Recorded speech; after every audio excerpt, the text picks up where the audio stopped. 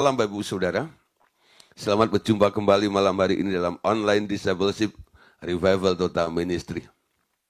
Malam hari ini tema yang akan kita bahas bersama-sama setelah kita belajar tentang 3 topik yaitu dosa dan pertobatan, kelahiran baru, serta 5 macam baptisan. Itu adalah pelajaran dasarnya. Lalu setelah kita membangun dasar, sekarang kita mau bertumbuh, ya. Jadi tema malam hari ini tentang pertumbuhan rohani. Ini temanya, ya. Pertumbuhan rohani. Nah, Saudara, bicara tentang pertumbuhan, ya. Apa saja bisa kita pakai buat contoh atau melihat untuk menjelaskan bagaimana terjadinya sebuah pertumbuhan, ya. Contoh aja kalau Bapak Ibu Saudara lihat ada tumbuh-tumbuhan gitu ya. Nah, Anda yang suka menanam, ya punya kebun walaupun cuma 1 meter kali 2 meter di depan rumah gitu ya. Nah, itu ada tempat tanah kosong itu lalu Anda tanamin gitu ya. Nah, apa yang Anda tanam itu dari benih ya yang Anda tanam di situ itu lalu menghasilkan tunas. Lalu tunas itu semakin besar. Kalau itu buah-buahan nanti akan berbuah. Tapi kalau bunga nanti akan muncul bunga gitu ya. Nah, lalu Anda boleh menikmati buah atau bunga tersebut. Nah, semua orang mungkin yang punya keluarga, Anda punya anak ya. Anak Anda yang lahir dulu cuma berapa kilo gitu ya. Nggak ada yang lahir langsung 1 kintal gitu kan, nggak ada ya. Nah, itu paling kadang 3,5 kilo. Ya, kalau udah 4 kilo itu udah overweight itu. Wah, maminya lahirinya mungkin udah sulit kesulitan karena apa? Besar di dalam seperti itu ya. Nah, dari bayi yang kecil cuma 3 kilo gitu ya. Nah, lama-lama Anda lihat, tahu-tahu Anda timbang itu, loh, kok sudah 10 kilo, ya 15 kilo, ya. Lah, lalu tingginya juga begitu. Yang pertama-tama nggak sampai berapa itu ya, kependek gitu, tahu-tahu sudah jadi tinggi, terus lama-lama sudah lebih tinggi daripada bapaknya. Ya, nah saudara, ketika orang melihat atau Anda menyaksikan seperti itu, Anda mengerti, oh anak saya itu bertumbuh namanya. Ya, bertumbuh seperti itu. Nah, secara rohani, Bapak Ibu Saudara, kita juga harus seperti itu. Kita tidak boleh terus menanamkan dasar. Jatuh, bangun, terus di dalam dosa yang sama gitu ya. Diampuni, ya, lalu bebas, merasa enteng, lalu berbuat dosa lagi, minta ampun lagi, lalu diampuni Tuhan lagi. Tetap ada di daerah grace, kasih karunia itu terus. Tapi nggak mau bertumbuh. Saudara, untuk bisa bertumbuh, harus mau diproses. Harus mengalami proses supaya terjadi progres di dalam setiap kehidupan kita semuanya. Sama halnya dengan anak-anak Anda supaya bisa bertumbuh kuat, bertumbuh sehat. Ya, orang tua yang mengerti tentang proses pertumbuhan ini, dia akan memberikan makanan nutrisi yang bergizi tinggi untuk anaknya itu supaya tumbuhnya maksimal, bukan? Nah, kalau perlu itu nanti ya waktu bayi, nah susunya, ya, susu formulanya, ya kalau punya duit ya jangan SGM, susu gula manis gitu ya. Nah, jangan SGM, ya. Kalau perlu apa itu namanya? Oh, udah lupa namanya. Dulu katanya, wah itu waktu anak pertama seperti itu loh. Wah coba yang ini, coba yang itu, ini dan itu ya. Harganya kadang-kadang 3 kali lipatnya SGM. Ya loh. Kadang-kadang kalau orang tanya, susunya apa SGM? Jangan loh, nanti diabetes ya. Emangnya kenapa? SGM itu kan susu gula manis. Ya biarinlah nanti anak saya manis. Nah, saudara, kenapa sih mereka berlomba-lomba berpacu memberikan terbaik? Mereka mengharapkan ya nanti anaknya jadi anak yang cerdas, yang kuat ya. Nah, punya stamina tahan tubuh, pertahanan tubuhnya itu ada di dalam dirinya ini. Nah, itu diperhatikan faktor makanan. Nah, saudara, begitu juga dengan kehidupan kerohanian kita. Untuk kerohanian Bapak Ibu Saudara bisa bertumbuh, pertama yang harus diperhatikan adalah faktor ini. Faktor makanan rohani. Ya, masalah makanan rohani ini. Coba Anda lihat ini ya. Ini nasihat daripada Rasul Petrus. Rasul Petrus menasihati begini. Apa nasihat Petrus?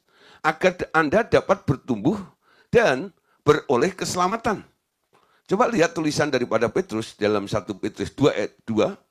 Di sini dikatakan, dan jadilah sama seperti bayi yang baru lahir, yang selalu ingin akan air susu yang murni dan yang rohani, supaya olehnya kamu bertumbuh dan beroleh keselamatan.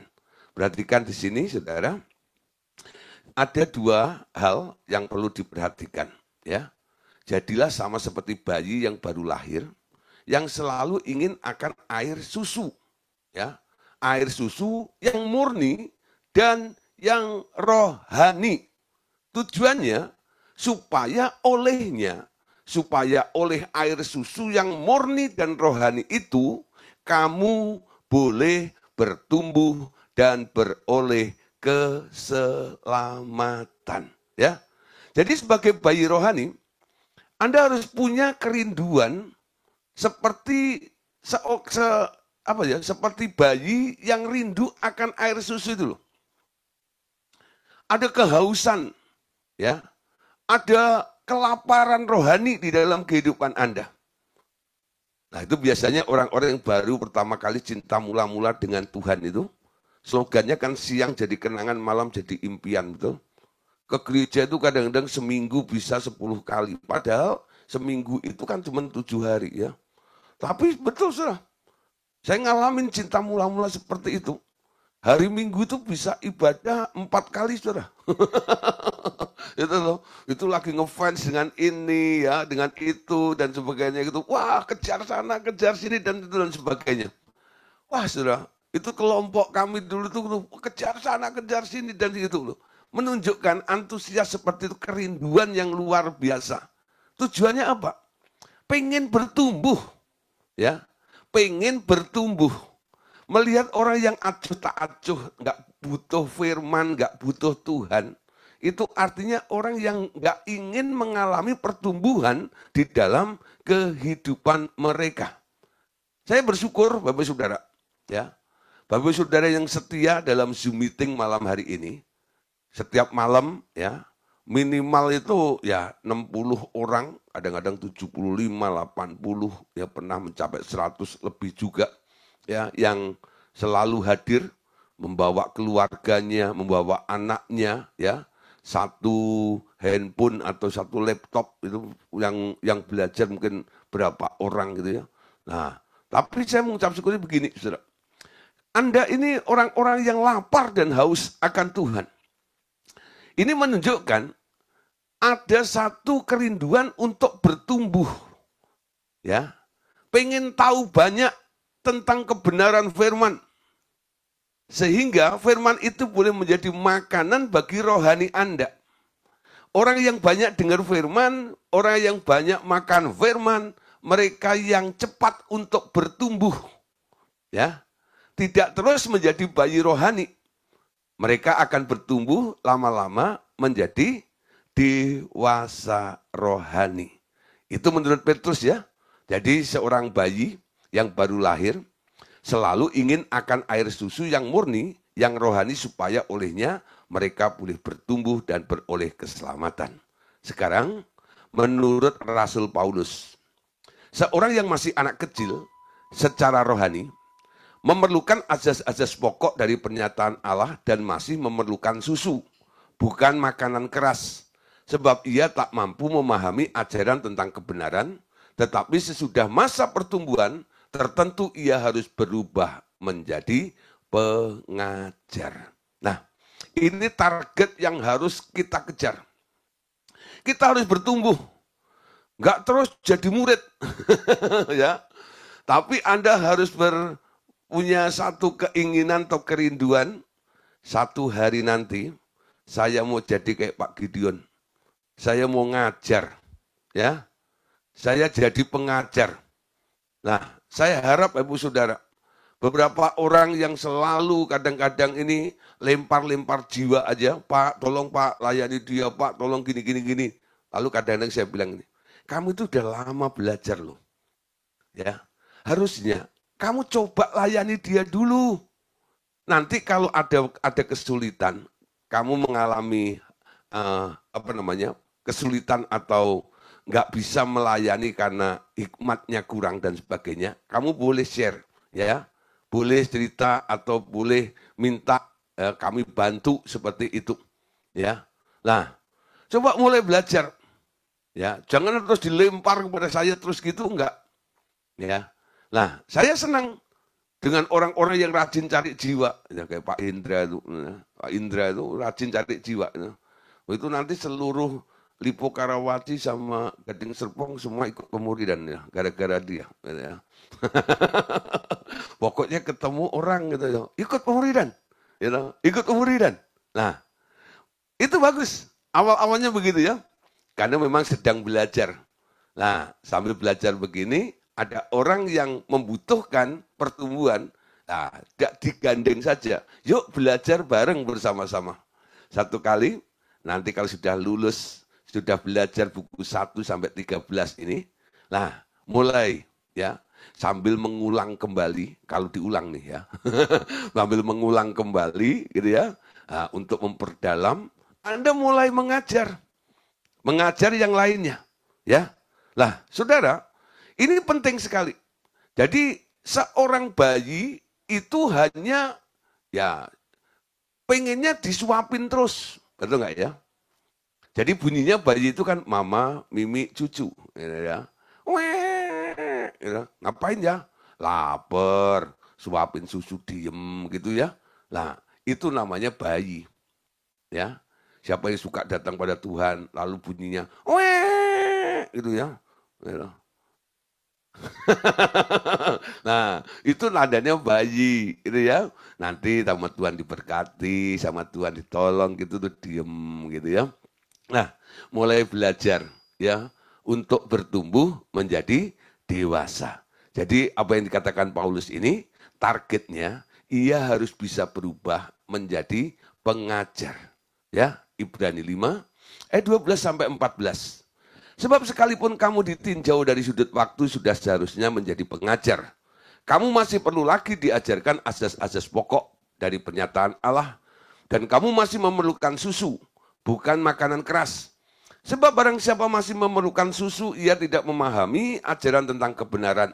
Sebab ia adalah anak kecil. 14.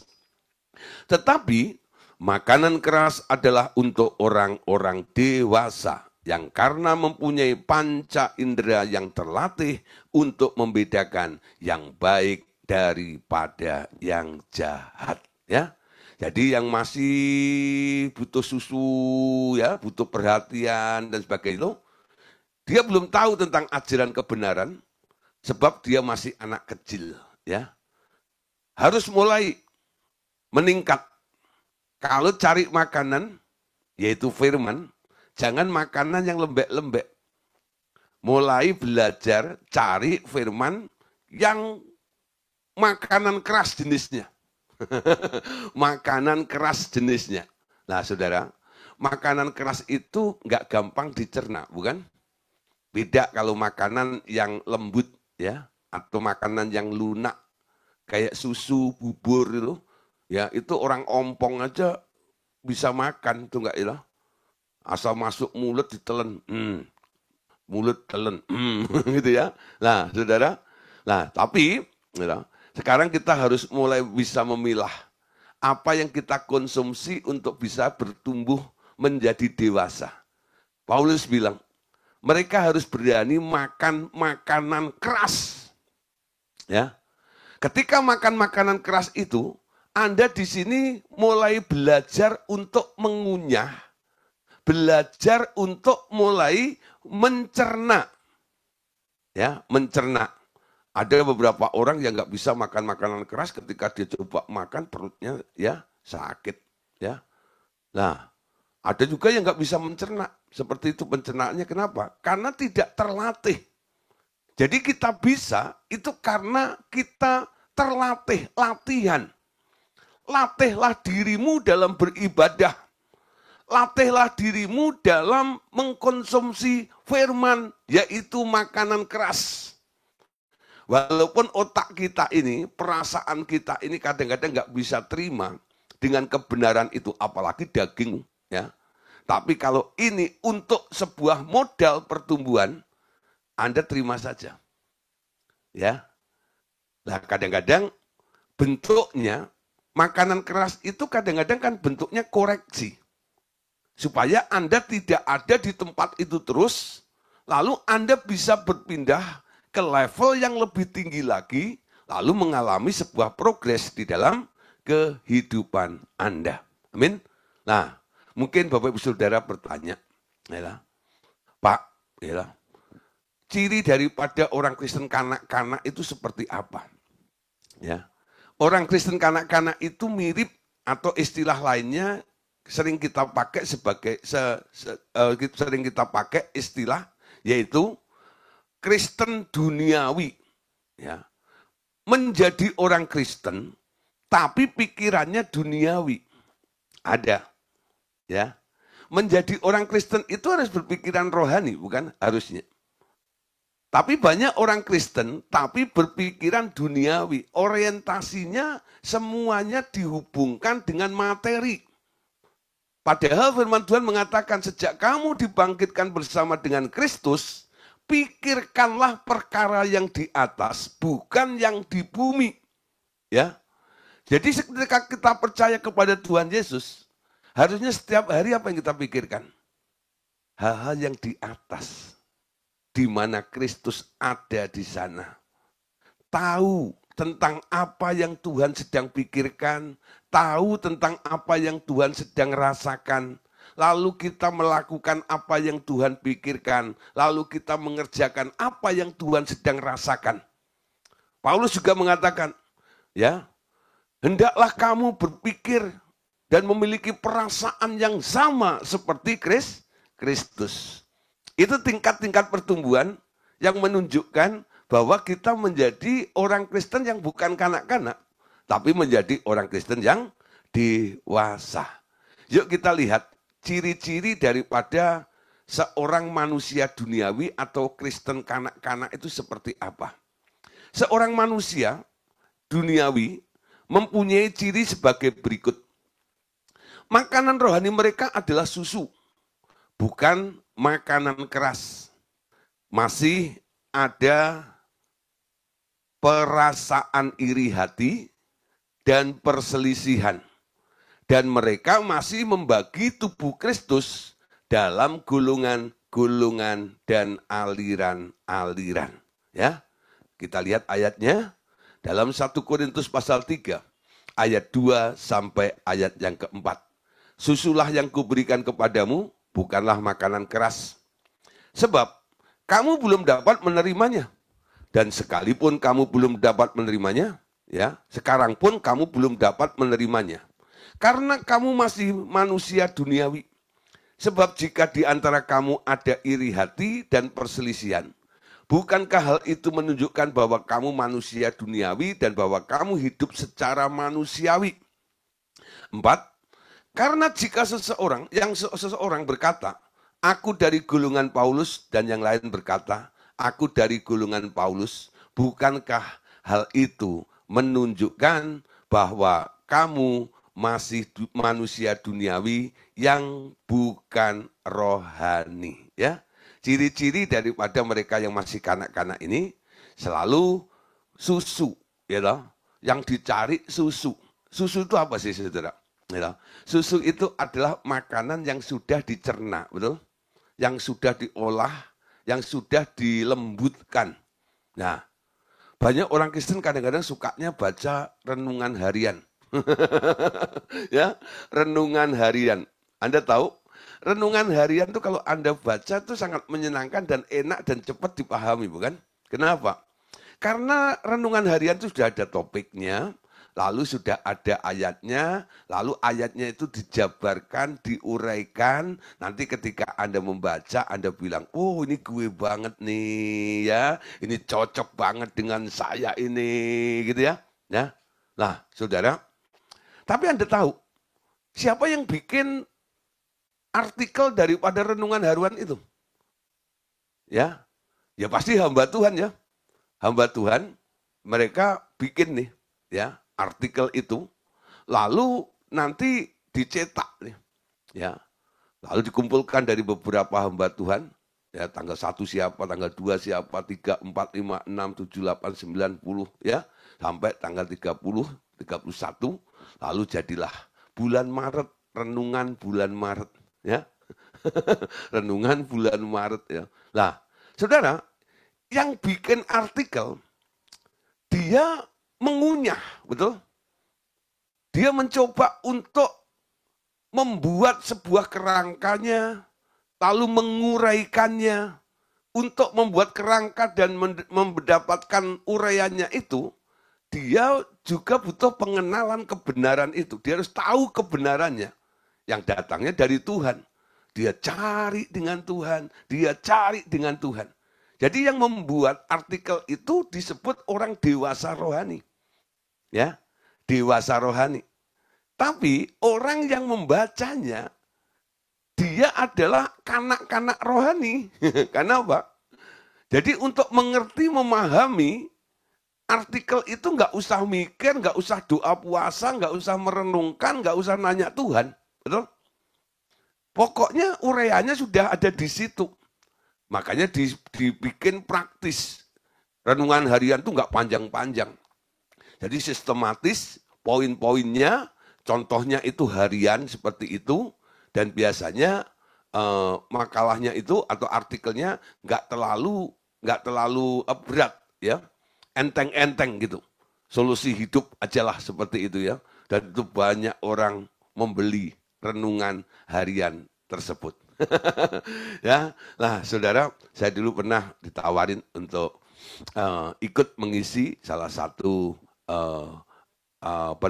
renungan harian, tapi bukan renungan harian, tapi ada satu sejenis itu, ya. Tapi karena waktu, ya loh, aduh nggak ada gitu ya. Lalu saya bilang, aduh gimana ya, sudah, gitu ya. Yang lainnya saja. Lalu saya referensi teman saya untuk ikut membantu dari majalah tersebut, ya. Lah, saudara, tadi dikatakan susulah yang kuberikan kepadamu bukan makanan keras. Ya, kali-kali bolehlah baca renungan harian. Tapi saat kali-kali Anda harus makan makanan pokoknya. Alkitab itu Anda baca dari Kejadian sampai Wahyu.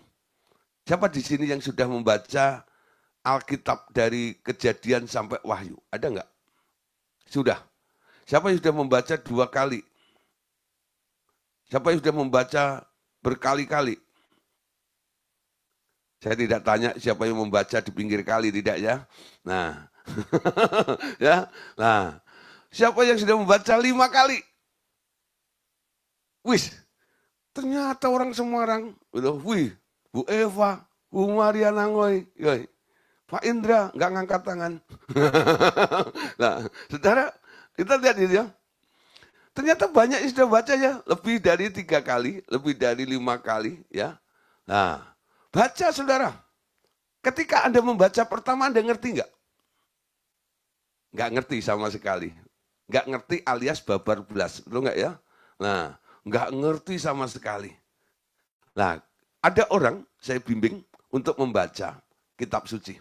Ketika dia baca nggak ngerti, dia lapor saya, Pak, saya udah baca, tapi nggak ngerti. Baca ulang, gitu loh. Baca ulang lagi. Kedua dia nggak ngerti juga. Terus saya bilang gini, sebelum baca kamu berdoa nggak sih? Minta untuk Roh Kudus memberikan pewahyuan kepada kamu atau tidak? Ya, kan ada ya di dalam panduan kalau Anda mendownload itu aplikasi Alkitab itu. Nah, itu kalau di laptop itu ada sabda gitu ya. Nah itu panduan untuk menggunakannya dan cara membacanya itu ada petunjuk-petunjuknya ya. Salah satunya persiapkan hatimu, minta Roh Kudus untuk menerangi, menjelaskan dan sebagainya. Diarahkan di situ. Jadi jangan hanya membaca kayak baca novel aja gitu. Walaupun mungkin bentuknya cerita. Tapi cerita itu mengandung makna. Kenapa Tuhan izinkan sesuatu terjadi di kala itu, lalu dibukukan, lalu boleh kita baca.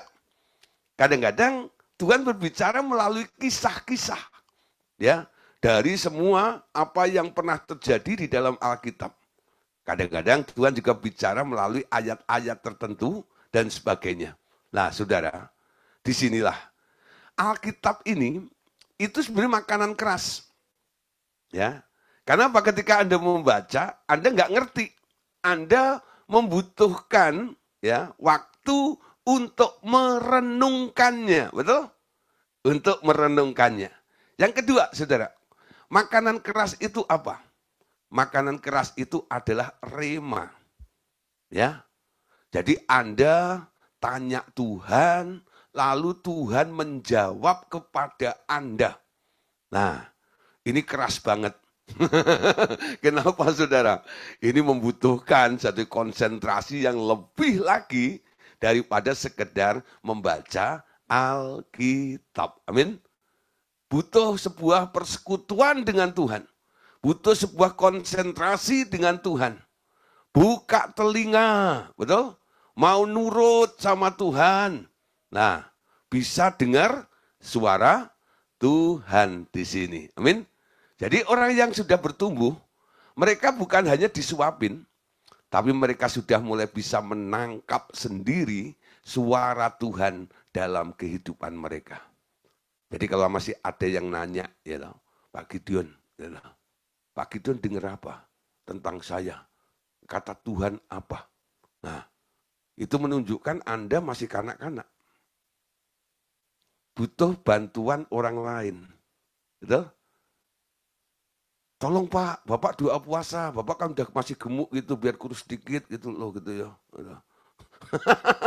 Ya, tolong Pak, ya cari tahulah supaya Tuhan itu bisa memberitahu pada Bapak apa yang terjadi dalam kehidupan saya gitu ya.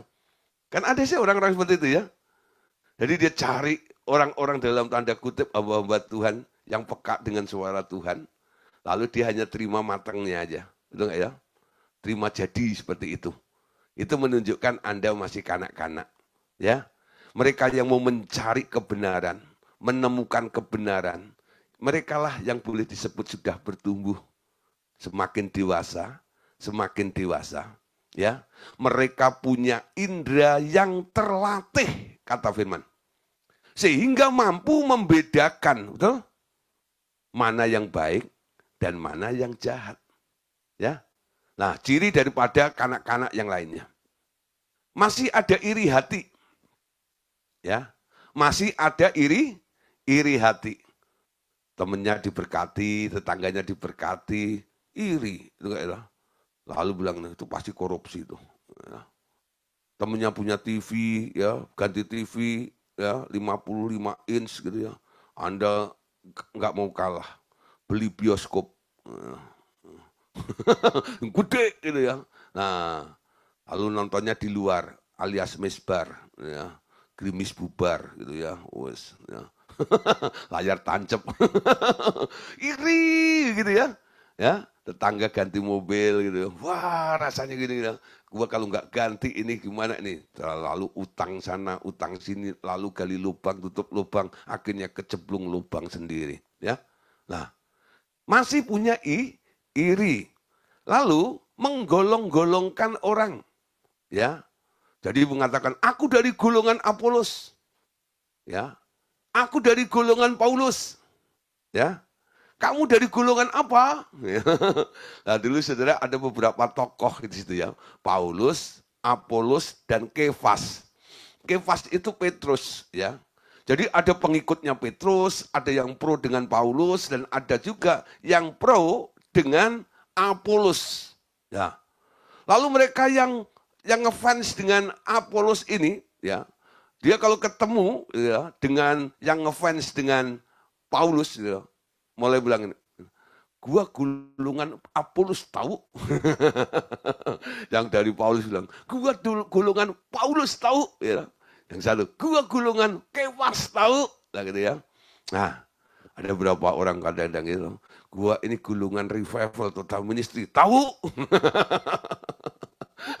Ya kan? Wah, ya. Jadi kalau udah ngomong begitu, kalau udah ngaku orang RTM tuh, wah, dia dikira udah hebat gitu ya. Ya, kan? Nggak usah lah, gitu ya. Jangan begitu, ya. Dengan Anda menggolong-golongkan ya diri di dalam kelompok-kelompok seperti itu, sebenarnya Anda tanpa Anda sadari, Anda sedang memecah belah tubuh Kristus. Amin. Kita ini satu. Saya nggak kadang-kadang ketemu dengan berbagai macam orang dari aliran apapun juga. Ya, ada orang Katolik kadang-kadang, ada orang Advent, ya, orang GKJ, orang GKOI, GKI dan sebagainya gitu. Ya, ketika saya ketemu dengan mereka, saya tidak memandang mereka itu orang lain. Ya, saya selalu memandang kita ini satu tubuh. Ya, karena saya punya cara pandang seperti itu. Tuhan kadang-kadang izinkan saya untuk melayani di tempat-tempat mereka. Ya, satu kali nggak tahu bagaimana gitu ya. Tuhan itu caranya aneh sekali. Ada orang ya, anaknya stres ya di pinggir di sebelah perumahan saya ini. Nah, kebetulan orang tuanya tetangganya itu suka nganter anaknya sekolah di Sang Timur, anak saya juga sekolah di Sang Timur di belakang rumah saya itu, ya. Nah, terus ada satu orang yang pernah saya sewa mobilnya ketika kami kekurangan mobil untuk mau bikin KKR di Salatiga dan Boyolali, ya. Lalu orang ini nyupirin sekaligus L300 itu ya, L300 bukan, Elf ya, lah, lalu bawa sana, mereka melihat banyak mujizat yang terjadi pada waktu itu. Nah, ketika cerita-cerita begini, terhubunglah akhirnya. Lalu akhirnya saya diizinkan untuk melayani keluarga itu. Nah, akhirnya ada mujizat juga. Ya, orang Batak, markas Siregar. Lalu beritanya menyebar, saudara. Satu kali, mereka itu biasa bikin arisan keluarga, marga Siregar. Ngumpullah di tempat orang yang saya layani itu. Lalu cerita-cerita, ya lah, kita kan sedang ngumpul, ya biasanya kan cuma arisan ngomong-ngomong ngobrol-ngobrol gitu aja. Kali ini, ya gimana kalau kita undang Pak Gideon? Akhirnya saya diundang situ, saudara. Ya. Nah, saya ikut pas cuma setengah jam nggak nyampe gitu. Lalu saya berdoa buat mereka semuanya. Lalu saya pulang karena mereka punya acara sendiri, ya. Nah, akhirnya saya pulang. Habis itu, saudara, ya, gereja mereka mengundang saya, ya. Nah, itu pada gereja-gereja orang Batak kayak HKBP gitu, saudara, gitu ya. Nah, saya bisa khotbah di tempat mereka.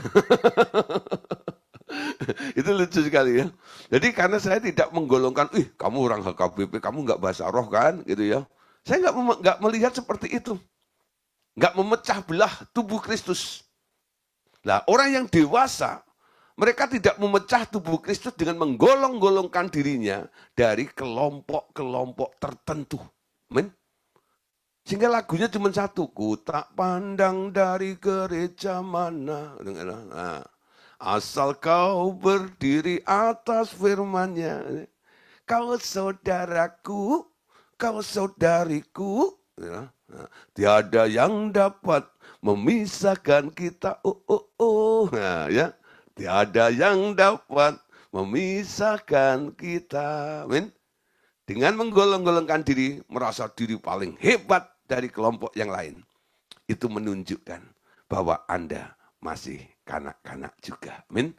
Nah, saudara, selain makanan, faktor makanan untuk menunjang pertumbuhan kerohanian kita, yang perlu diperhatikan berikutnya adalah tentang benih dan tanahnya. Nah, ini penting. Coba Anda lihat ya, ini ayatnya cukup panjang ya. Dari Markus 4 ayat 1 sampai ayat yang ke-25 ya. harus dibaca. Pada suatu kali Yesus mulai pula mengajar di tepi danau. Maka datanglah orang banyak yang sangat besar jumlahnya mengurumuni dia. Sehingga ia naik ke sebuah perahu yang sedang berlabuh lalu duduk di situ. Sedangkan semua orang banyak itu di darat, di tepi danau itu. Dan ia mengajarkan banyak hal dalam perumpamaan kepada mereka. Dalam ajarannya itu ia berkata kepada mereka, ya, dengarlah, adalah seorang penabur keluar untuk menabur. Pada waktu ia menabur, sebagian benih itu jatuh di pinggir jalan, lalu datanglah burung dan memakannya sampai habis. Sebagian jatuh di tanah yang berbatu-batu yang tidak banyak tanahnya. Lalu benih itu pun segera tumbuh karena tanahnya tipis. Tetapi sesudah matahari terbit, layulah ia dan menjadi kering karena tidak berakar. Sebagian lagi jatuh di tengah semak duri. Lalu makin besarlah semak itu dan menghimpitnya sampai mati. Sehingga ia tidak berbuah. Dan sebagian jatuh di tanah yang baik. Ia tumbuh dengan suburnya dan berbuah. Hasilnya ada yang 30 kali lipat, ada yang 60 kali lipat, ada yang 100 kali lipat. Dan katanya, siapa yang mempunyai telinga untuk mendengar, hendaklah ia mendengar.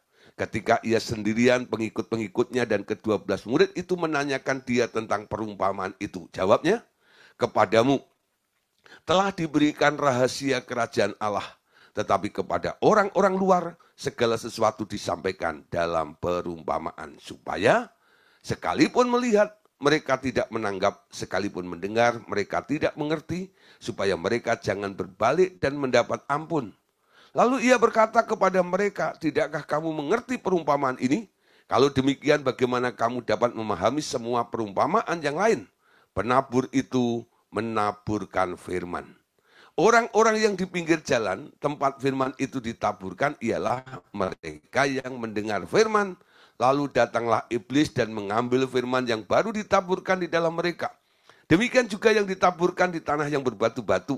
Ialah orang-orang yang mendengar firman itu dan segera menerimanya dengan gembira. Tetapi mereka tidak berakar dan tahan sebentar saja. Apabila kemudian datang penindasan atau penganiayaan karena firman itu, mereka segera murtad. Dan yang lain ialah yang ditaburkan di tengah semak duri. Itulah yang mendengar firman itu, lalu kekhawatiran dunia ini dan tipu daya kekayaan dan keinginan-keinginan akan hal yang lain, masuklah menghimpit firman itu sehingga tidak berbuah. Dan akhirnya, yang ditaburkan di tanah yang baik ialah orang yang mendengar dan menyambut firman itu lalu berbuah.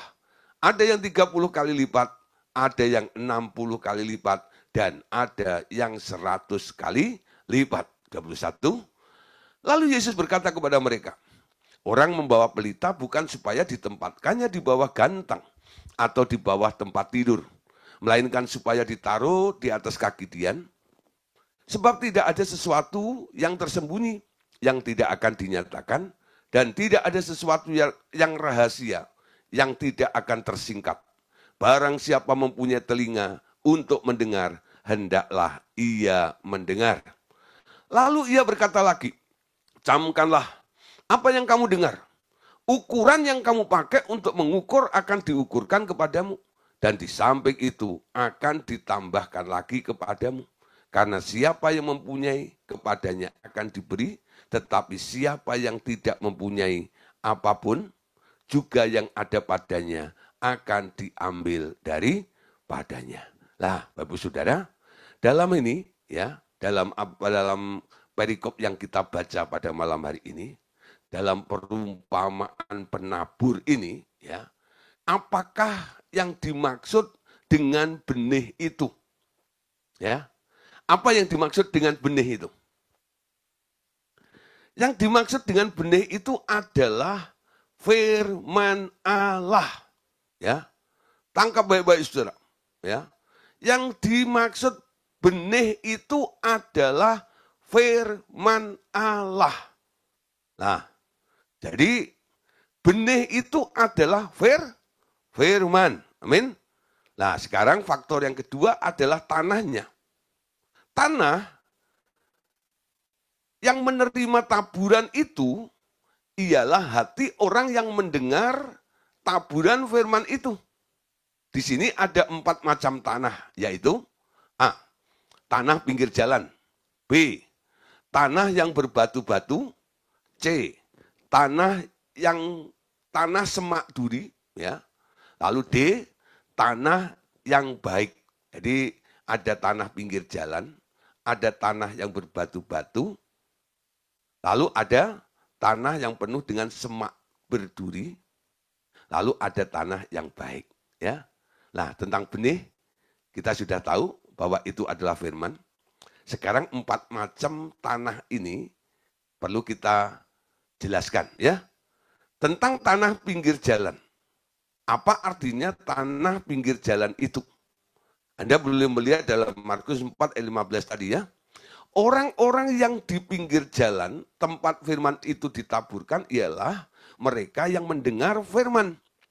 Lalu datanglah iblis dan mengambil firman yang baru ditaburkan di dalam mereka. Ya. Jadi jenis tanah yang pertama adalah tanah di pinggir jalan. Ya. Tanah pinggir jalan. Dulu saya berpikir, saudara, itu di pinggir jalan raya gitu ya. Bukan, saudara.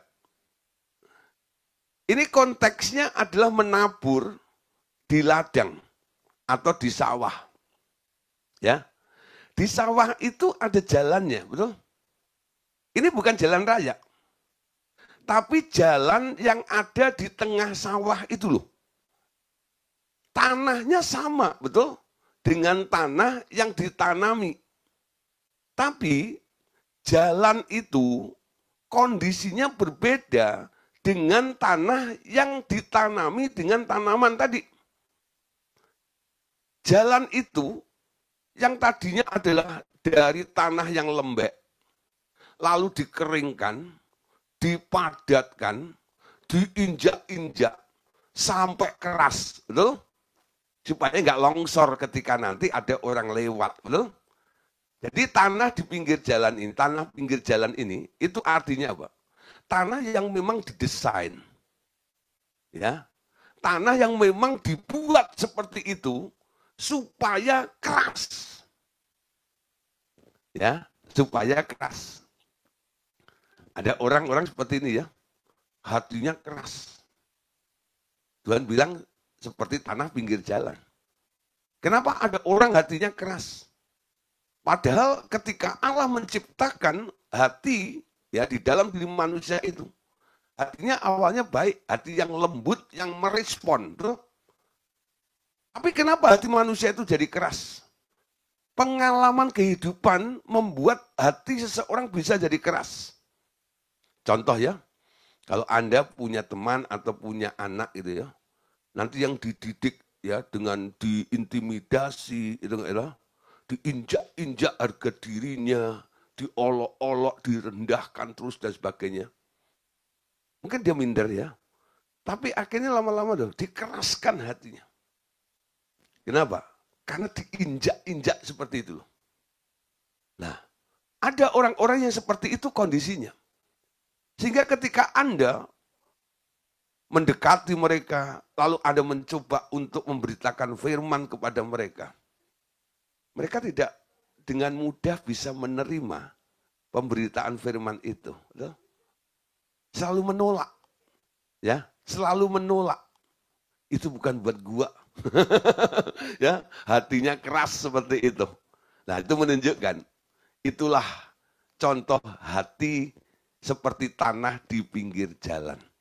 Saya percaya Bapak Saudara yang ada di tempat ini, hati Anda tidak seperti itu. Bukan jenis tanah di pinggir jalan, betul? Itu untuk orang-orang yang di luar yang nggak mau ikut pemuridan. Ya, tapi yang ikut pemuridan itu artinya memang hatinya terbuka, itu enggak, dilembutkan, tidak dikeraskan, tidak mengeraskan dan tidak menolak setiap firman yang disampaikan dalam online discipleship revival total ministry ini. Sekarang tanah yang kedua. Tanah yang kedua adalah tanah di atas batu. Ya. Bukan tanah berbatu-batu, ya. Sebenarnya terjemahan aslinya tanah di atas batu. Markus 4 ayat 16 sampai 17. Demikian juga yang ditaburkan di tanah yang berbatu-batu ialah orang-orang yang mendengar firman itu dan segera menerimanya dengan gembira, tetapi mereka tidak berakar dan tahan sebentar saja. Apabila kemudian datang penindasan atau penganiayaan karena firman itu, mereka segera murtad. Ya. Siapa yang pernah memperhatikan gambar ini ya? Jadi sepertinya ada tanaman yang tumbuh di atas batu gitu ya.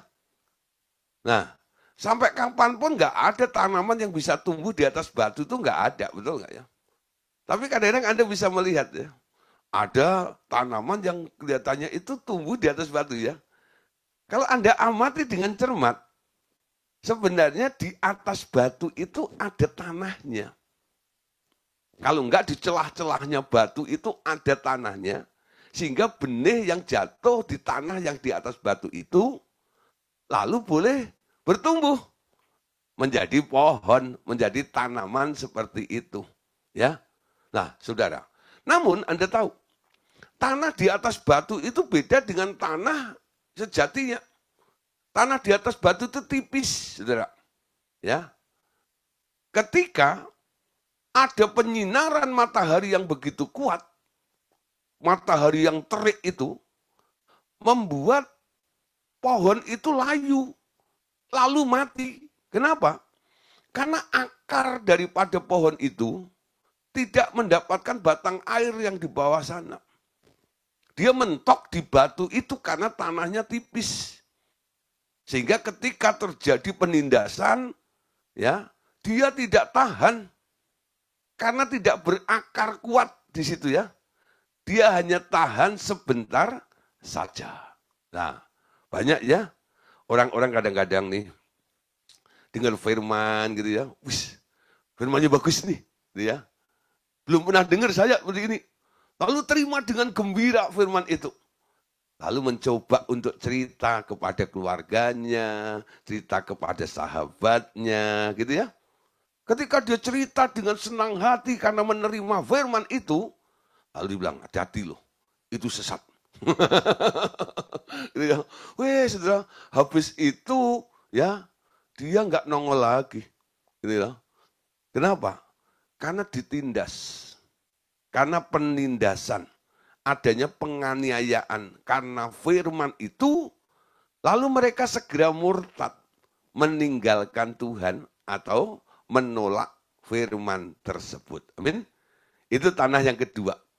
Sekarang tanah yang ketiga. Tanah yang ketiga adalah tanah semak duri. Yang penuh dengan semak duri. Nah, bicara tentang tanah semak duri, saudara. Nah, perhatikan gambar ini ya. Kita baca juga di ayat 18 sampai 19. Ini uraian atau maknanya yang diartikan oleh Tuhan Yesus kepada murid-muridnya. Dan yang lain ialah yang ditaburkan di tengah semak duri. Itulah yang mendengar firman itu, lalu kekhawatiran dunia dan tipu daya kekayaan dan keinginan-keinginan akan hal-hal yang lain masuklah menghimpit firman itu sehingga tidak berbuah. Ada kelompok-kelompok saudara yang selalu mengajarkan tentang teologi kemakmuran. Ya, ikut Yesus itu harus sukses, harus kaya dan sebagainya. Ya. Lalu karena beritanya seperti itu, mau beribadah di tempat itu, dia pengen kaya. Ya. Dia pengen sukses. Nah, ada juga gereja-gereja yang menonjolkan mujizat-mujizat. Sehingga banyak juga yang berbondong-bondong ke tempat itu. Untuk apa? Untuk disembuhkan, mengalami mujizat dan sebagainya. Alhasil, dia nggak mendapatkan apa yang diinginkannya. Ketika tidak terjadi dalam kehidupannya, apa yang terjadi? dia jadi kuciwa. Ya, kecewa. You know, kecewa. You know, memandang Tuhan itu bohong besar. Buktinya, saya sudah rajin ini dan itu. Apalagi saudara ya, nanti kalau udah mulai terjebak nih dengan hukum tabur tuai segala macam gitu ya. Wah, ketika dia nggak bisa, nggak menuai, nggak berhasil, lalu itu leadernya bilang, sekarang coba ya tabur, nanti kamu akan menuai. Gitu. Nah, dia tabur saudara, nabur pun nggak menuai saudara. Nah, tambah kecewa. Banyak sekali beberapa orang yang kadang-kadang datang ke bengkel kami, ya bengkel rohani. Mereka salah satunya curhatnya seperti ini. Pak, aduh gimana ya? Nah, saya bilang, ya, kamu hatimu itu hati penuh dengan semak belukar. Ubah hatimu. Terima firman itu, jangan disertai dengan keinginan-keinginan dagingmu seperti itu. Terima firman itu tujuannya cuma satu. Supaya kamu boleh tumbuh menjadi dewasa. Berubah menjadi sama seperti Yesus.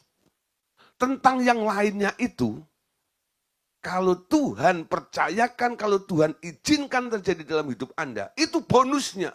Amin. Itu bonusnya. Jadi jangan bonus itu menjadi sesuatu prioritas yang Anda kejar. Nah, ketika hal itu terjadi, hatimu penuh dengan semak belukar.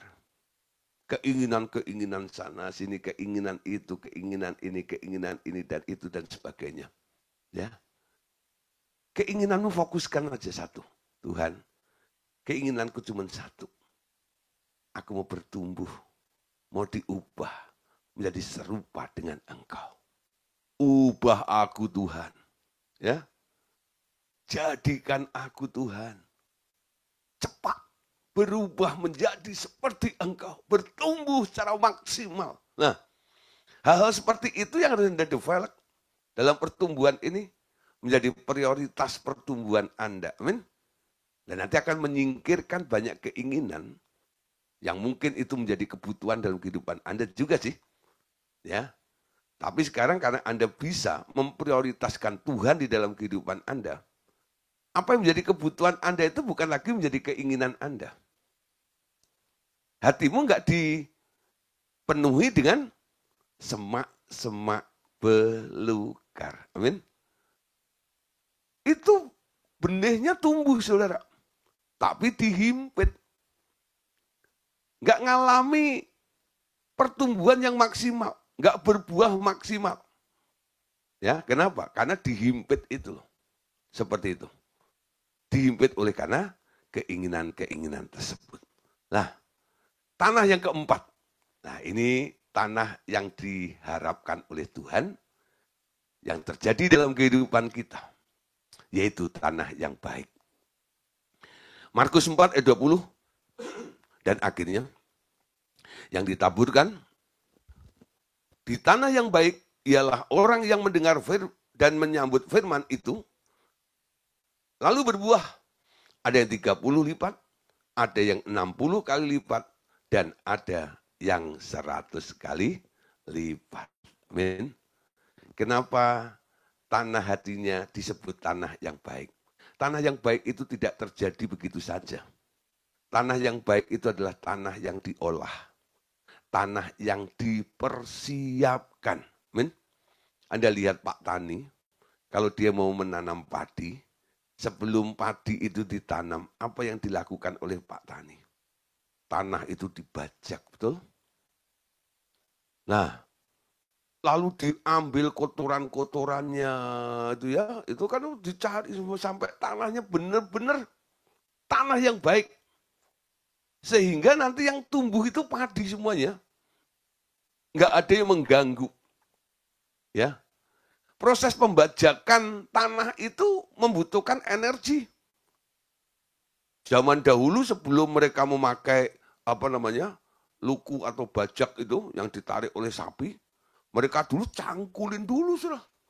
Ya, yang miskin yang nggak punya sapi atau kerbau, mereka harus cangkulin tanah itu untuk mempersiapkan, untuk melihat tanah yang akan dipakai untuk bercocok tanam itu nanti adalah tanah yang benar-benar baik. Jadi Pak Tani itu cukup untuk membuat sebuah persiapan, betul? Walaupun harus dengan tenaga ekstra dilakukan seperti itu. Nah, saudara, jadi tanah yang baik itu adalah tanah yang dipersiapkan. Apa yang terjadi? Ketika benih itu terjatuh, ya jatuh di tanah yang baik itu, firman Tuhan katakan, ya, itulah orang yang mendengar dan menyambut firman, lalu berbuah, ada yang 30 lipat, ada yang 60 kali lipat, dan ada yang 100 kali lipat. Amin. Nah, benih apa sih? Tadi sudah dikatakan ya, benih itu firman. Ayat ini jangan diperkosa. 30, 60, 100 kali lipat ini jangan pernah dipakai dalam hal benih duit. Jangan. Ada orang kadang-kadang berdoa untuk persembahan itu. Ya. Bapak saudara, mari kita berdoa ya. Terimalah ya semua persembahan ini, ya semua benih taburan ini, kiranya ya semuanya akan menuai 30, 60, bahkan 100 kali lipat ganda. Bukan, ya, bukan itu. Dulu saya awal-awal berdoa seperti itu juga. Terus sama Pak Andreas dikoreksi, ya, bukan itu, nggak tepat, ya. Kalau ayat ini dipakai untuk perkara duit dalam persembahan, tidak. Ya. Orang memberikan persembahan itu bukan menginginkan lipat ini. Memberikan persembahan itu adalah wujud cintamu kepada Tuhan. Hatimu yang mengasihi Tuhan. Karena engkau telah melihat kebaikan Tuhan, pemeliharaan Tuhan dalam hidup Anda. Lalu Anda datang kepada Tuhan, tidak dengan tangan hampa, betul? Sebagai bentuk mengasihi Tuhan. Ya, memang ada hukum tabur tuai. Apa yang kamu tabur. Dan itu memang disediakan oleh Allah juga. Setiap apa yang Anda tabur pasti menuai. Tapi masalah 30, 60, 100 kali lipat ini konteksnya untuk firman. Amin. Jadi semua orang yang mendengar firman ini diharapkan Anda harus berbuah 30 kali lipat, 60 kali lipat, atau 100 kali lipat ganda. Ya, firman. Amin. Nah, saudara, saya tidak henti-hentinya ya untuk menabur firman. Ada kesempatan, saya tabur melalui Zoom meeting seperti ini, yang mendengarkannya, saya punya harapan. Saya melihat tanah-tanah yang dipersiapkan, tanah yang baik, mereka akan tumbuh. Dan saya melihat 30 kali lipat. Dari apa yang saya beritakan pada Anda nanti akan memenangkan beberapa jiwa-jiwa juga. Nah, terjadi multiplikasi yang luar biasa. Bukan toh dibawa ke RTM, tidak. Dengar ya? Dibawa kepada Tuhan, didewasakan, ditumbuhkan, sampai mereka mengalami transformasi dalam kehidupan mereka, mengalami perubahan dalam kehidupan mereka. Amin. Nah, itu 4 macam tanah. Jadi untuk sebuah pertumbuhan yang maksimal sampai menghasilkan buah ini, yang pertama harus diperhatikan adalah benihnya. Amin. Firman tidak diragukan lagi. Firman itu luar biasa, akurat ya. Tapi persoalannya, kenapa firman itu tidak pernah bertumbuh dalam kehidupan manusia? Itu tergantung jatuhnya di hati model apa. Ya. Nah, saudara, selanjutnya ya, dari perumpamaan yang kita baca tadi. Menurut pendapat Anda, mengapa Tuhan Yesus berkata kepada murid-murid, kepadamu telah diberikan rahasia kerajaan Allah, tetapi kepada orang-orang luar, segala sesuatu disampaikan dalam perumpamaan, supaya sekalipun melihat mereka tidak menanggap, sekalipun mendengar mereka tidak mengerti, supaya mereka jangan berbalik dan mendapat ampun. Ya, sudah Anda lihat ya, Tuhan Yesus itu ngomong keras sekali di sini. Ya, kepadamu diberikan rahasia, tapi kepada orang luar itu, ya, tidak, ya, tidak. Supaya yang dimaksud orang luar yang tidak mendapatkan rahasia itu, sekalipun melihat mereka tidak menanggap, sekalipun mendengar mereka tidak mengerti, supaya mereka jangan berbalik dan mendapat ampun. Ya, nah, kenapa murid-murid ini diberitahu oleh Tuhan, sementara orang-orang lain tadi tidak? Ya.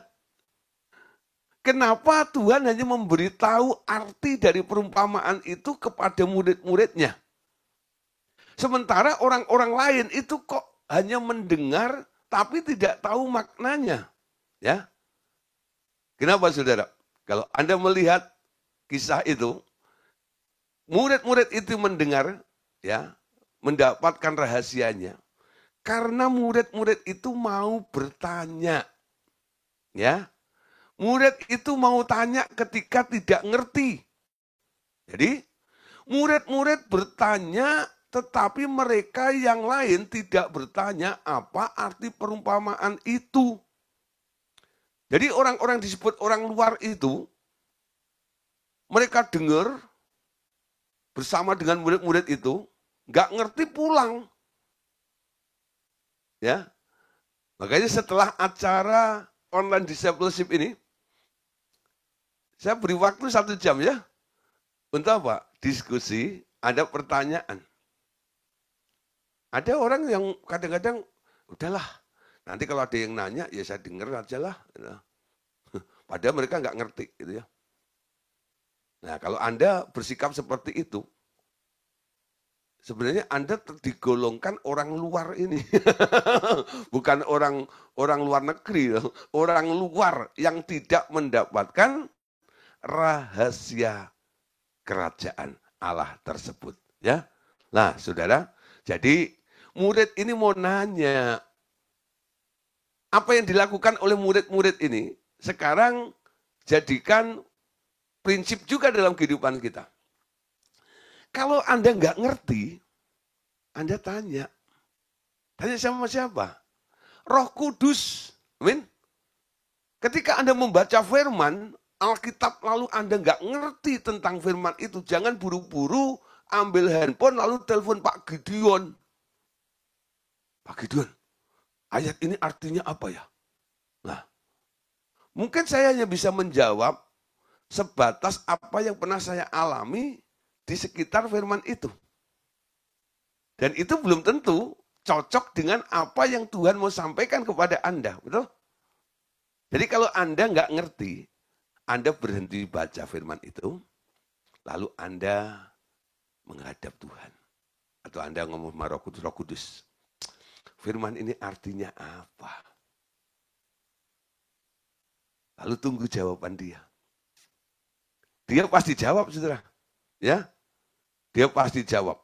Nah, saudara, dari perumpamaan tadi ada istilah lain lagi gini. Jadi apa pula artinya? Pernyataan Tuhan Yesus, perhatikan ini ya. Siapa mempunyai telinga untuk mendengar, hendaklah ia mendengar. Siapa mempunyai telinga untuk mendengar, hendaklah ia mendengar. Jadi Tuhan bilang, yang punya telinga untuk mendengar, hendaklah ia mendengar. Jadi Tuhan itu menciptakan manusia diberi telinga itu untuk apa? Ya, bukan untuk cantolan kacamata ya Pak Mong. Dia pakai kacamata gitu. Nah, sekarang lebih keren lagi ya, pakai softland gitu. Nggak perlu nih pakai cantolan di sini, nggak perlu lagi. Langsung masukin di sini. Ya, nah lebih enteng katanya, tapi matanya berat ya. Nah, apa artinya? Siapa mempunyai telinga untuk mendengar, hendaklah ia mendengar. Tuhan memberikan Anda telinga supaya Anda bisa mendengar, betul? Lalu Yesus bilang, kalau kamu punya telinga untuk mendengar, hendaknya kamu mendengar, gitu loh. Lalu bagaimana kita bisa mendengar? Nah, saudara, gampang saudara ya. Kalau umpama nih, ya, saya ketemu dengan Yusa nih dari Semarang, ya, temu di Tawang, stasiun Tawang, gitu ya. Nah, terus berhadap-hadapan begitu, terus sama-sama diem nih, gitu ya. Diem, ya saya diem, Yusa juga diem, ya. Yusa dengar sesuatu enggak? Ya dengar kereta lewat. Gitu. Ini hubungannya saya dengan Yusa gitu. Dengar sesuatu enggak? Mungkin Yusa nunggu. Pak Gideon kok enggak ngajar pemuritan ya? Kok enggak membahas firman ya? Hah?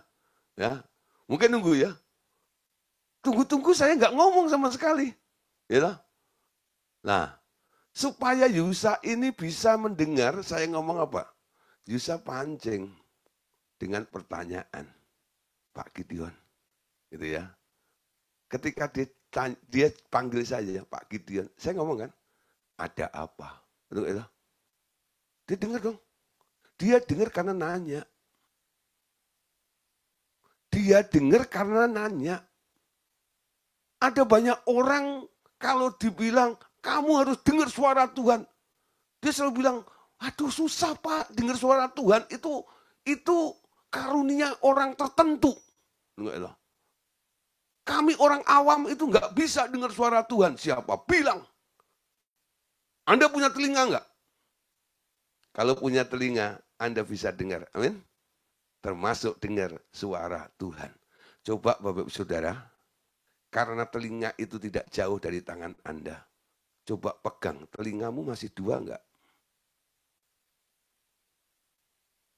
Nah, berarti Anda masih sadar punya telinga. Artinya Anda bisa mendengar. Coba ngomong begini, karena saya punya telinga, makanya saya bisa dengar. Termasuk dengar suara Tuhan. Nah. Ya, termasuk dengar suara Tuhan. Ya, jadi ungkapan ini artinya apa? Sebenarnya ia ingin kita bertanya dengan aktif. Apa arti perumpamaannya itu? Jadi kalau Anda melihat sesuatu yang belum jelas, masih samar-samar, karena Tuhan sedang berbicara kepada Anda dengan memakai perumpamaan, ya, jangan dipikirin, balik lagi, dikembalikan kepada yang memberi pernyataan itu. Tuhan, ini artinya apa? Ketika Anda tanya seperti itu, dia yang memulai memberi pernyataan itu, dia punya kewajiban untuk menjelaskan kepada Bapak, Ibu, Saudara. Amin. Jadi saudara, sebenarnya tidak ada yang namanya rahasia ilahi. Ada sih, ya, dulu saya pernah juga memakai istilah itu. Ya kalau saya sudah nggak ngerti, ditanya sama jemaat itu ya. Lalu saya bilang ini, saudara, ini rahasia ilahi. Pikiran kita ini hanya segede bakpao. Kita nggak bisa mengerti tentang Allah yang maha luas ini dan segalanya. Saudara, ya, memang Allah Bapa itu tinggal di tempat yang tak terhampiri. Terang tak terhampiri. Yang membuat kadang-kadang kita terbatas untuk mengetahui tentang Dia yang ada di tempat yang tak terhampiri itu. Amin. Tapi Anda tahu, Tuhan Yesus datang ke dunia menjadi terang. Betul? Ya, menjadi terang. Ketika terang itu sudah dinyalakan, Tuhan Yesus bilang, tidak ada yang tersembunyi, tidak ada yang rahasia. Sekarang persoalannya, terang itu ditaruhnya di mana? Dalam perumpamaan yang disampaikan oleh Tuhan Yesus itu komplit sekali loh. Ya, Anda lihat di sini. Mengapa Tuhan Yesus bertanya balik ketika murid-murid itu menanyakan dia, ya, tentang perumpamaan itu. Tidakkah kamu mengerti perumpamaan ini? Kalau demikian bagaimana kamu dapat memahami semua perumpamaan yang lain?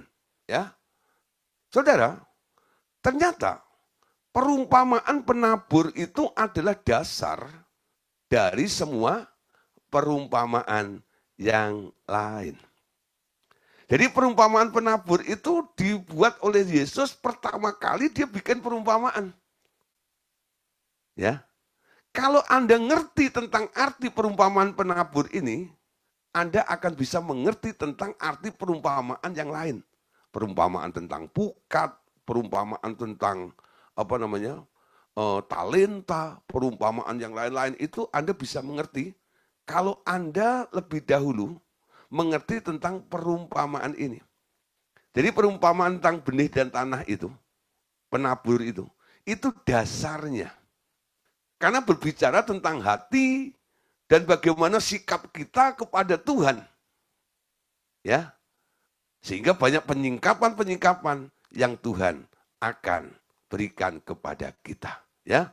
Nah, saudara, lalu Yesus berkata kepada mereka, orang membawa pelita bukan supaya ditempatkan di bawah gantang atau di bawah tempat tidur, melainkan supaya ditaruh di atas kaki Dian, sebab tidak ada sesuatu yang tersembunyi yang tidak akan dinyatakan, dan tidak ada sesuatu yang rahasia yang tidak akan tersingkap. Enggak ada yang tersembunyi, enggak ada yang rahasia. Semuanya akan tersingkap karena ada terang. Betul? Ada terang itu loh. Ya. Jadi kalau Anda mau nanya, pasti dikasih tahu. Oke, lanjut. Ya. Nah, perkara memakai telinga untuk mendengar firman, yaitu dengan bertanya terus kepada dia begitu penting. Hingga Tuhan menekankan, camkanlah apa yang kamu dengar, ukuran yang kamu pakai untuk mengukur akan diukurkan kepadamu. Dan di samping itu akan ditambah lagi kepadamu. Ya. Nah, menurut Anda, apakah yang diukurkan oleh Allah kepada Anda? Yang sesuai dengan ukuran yang Anda pakai untuk mengukur itu. Apa, saudara? Ya, yaitu kebenaran tentang kerajaan Allah. Jadi seberapa banyak yang Anda tangkap, seberapa banyak yang Anda terima, seberapa besar yang Anda mengerti, itu dipakai oleh Allah menjadi ukurannya. Ya. Nah, dari ukuran itu nanti ditambahkan, ya, dikocak-kocakkan sampai melimpah-limpah. Ya. Jadi ukurannya apa? Apa yang Anda dengar? Itu standarnya. Yang nggak pernah dengar, nggak punya ukuran. Jadi Tuhan akan melakukan sesuatu dalam kehidupan kita, dia lihat dulu, takarannya berapa ini? Untuk Bu Eva ini takarannya berapa ini? Seberapa banyak yang Anda dengar? Itu akan diukurkan kepadamu. Bukan Tuhan itu enggak adil. Bukan itu Tuhan itu pilih-pilih kasih, enggak.